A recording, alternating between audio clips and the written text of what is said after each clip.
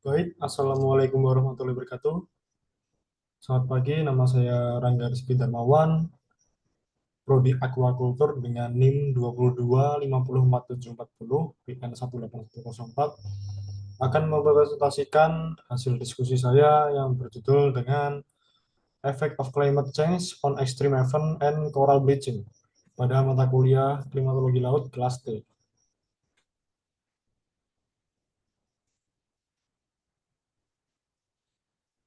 Jadi, masih pendahuluan, perubahan iklim tidak hanya menyebabkan peningkatan suhu udara, tetapi juga memanaskan laut dan mengubah pola angin, curah hujan, serta frekuensi kejadian badai.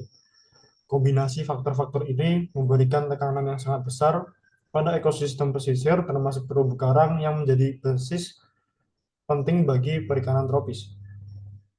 Seperti ada tekanan ganda pada ekosistem pesisir dan terumbu karang. Memasuki ekstrim event di laut, jadi kejadian ekstrim ini di laut meliputi gelombang panas laut atau marine heatwaves, yaitu periode ketika suhu permukaan laut naik signifikan di atas normal selama beberapa hari hingga berbulan-bulan, serta badai tropis yang semakin intens dengan curah hujan dan gelombang tinggi yang lebih besar. Keduanya saling terkait dengan proses pemanasan global dan berdampak pada ekosistem dan aktivitas perikanan, sehingga terjadinya gelombang tinggi dan banjir rob. Pada marine heatwaves atau MHWs, terjadi ketika suhu permukaan laut berada jauh di atas rata-rata klimatologis selama periode yang cukup lama. Fenomena ini teramati semakin sering dan intens sejak beberapa dekade terakhir dan menjadi salah satu pemicu utama coral bleaching serta kematian massal berbagai organisme laut termasuk ikan dan invertebrata.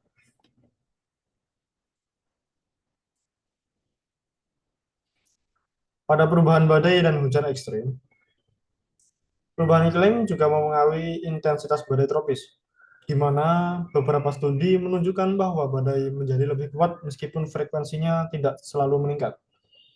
Badai yang lebih kuat dan curah hujan ekstrim dapat merusak struktur fisik terumbu karang, meningkatkan kekeruhan air, dan membawa sedimen maupun polutan dari dataran ke laut.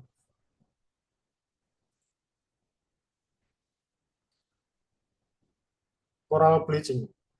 Jadi, coral bleaching adalah kondisi ketika terumbu karang kehilangan alga simbion yang disebut zooxanthellae atau pigmenia, sehingga jaringan karang tampak putih. Proses ini biasanya dipicu oleh stres suhu yang terlalu tinggi dan intensitas cahaya yang kuat. Jika kondisi ini berlangsung terlalu lama, karang perlahan akan mati.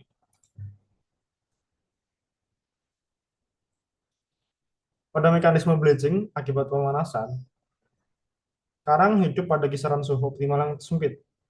Peningkatan suhu hanya sekitar 1 hingga 2 derajat di atas normal dalam periode tertentu sudah cukup untuk menyebabkan stres termal.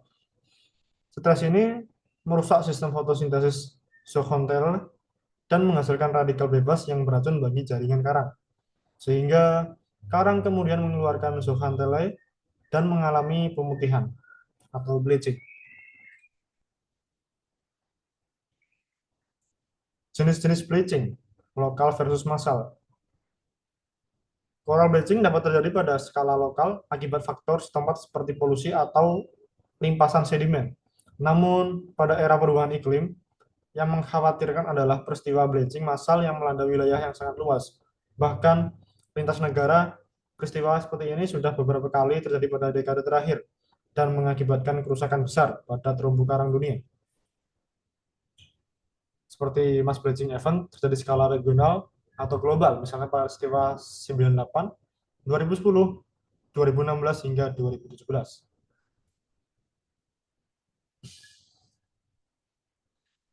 Dampak coral bleaching pada ekosistem. Ketika coral bleaching berlanjut hingga menyebabkan kematian karang, struktur fisik terumbu akan rusak dan kehilangan kompleksitas 3 dimensinya. Hal ini mengurangi jumlah ruang dan celah sebagai tempat berlindung, pemijahan, dan pembesaran ikan, sehingga keanekaragaman dan kelimpahan ikan karang menurun drastis. Sekian dari presentasi saya, kurang lebihnya mohon maaf. Terima kasih. Wassalamualaikum warahmatullahi wabarakatuh.